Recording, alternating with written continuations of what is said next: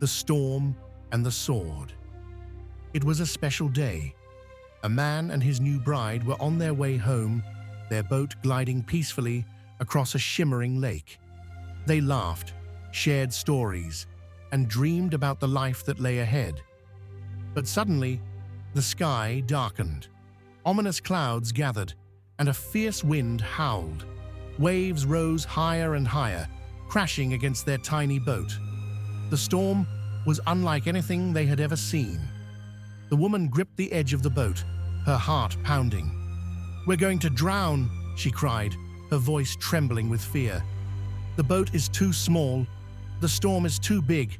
We're not going to make it." Her husband, a warrior known for his bravery, sat calmly. He didn't flinch, didn't speak, didn't move. His silence made her panic even more.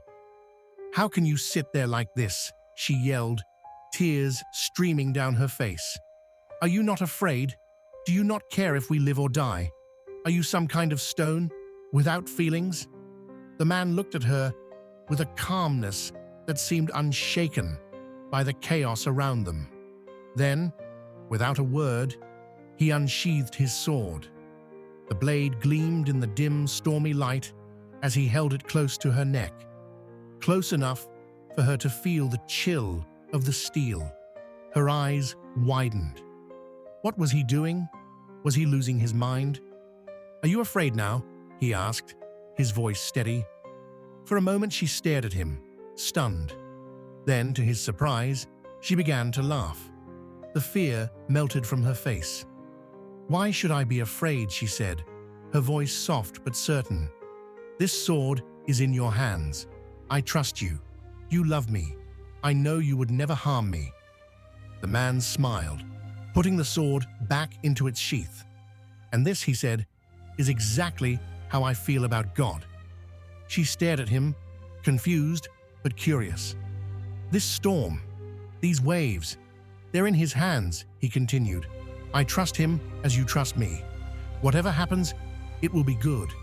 If we survive, it's good. If we don't survive, it's still good.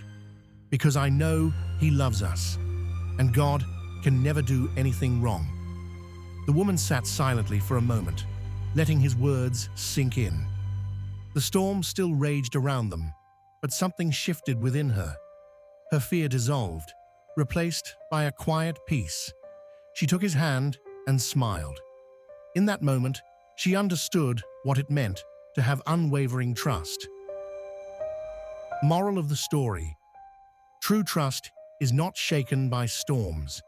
It's a deep, unyielding faith that no matter what happens, you are in the hands of someone who loves you, whether it's someone you cherish or God himself.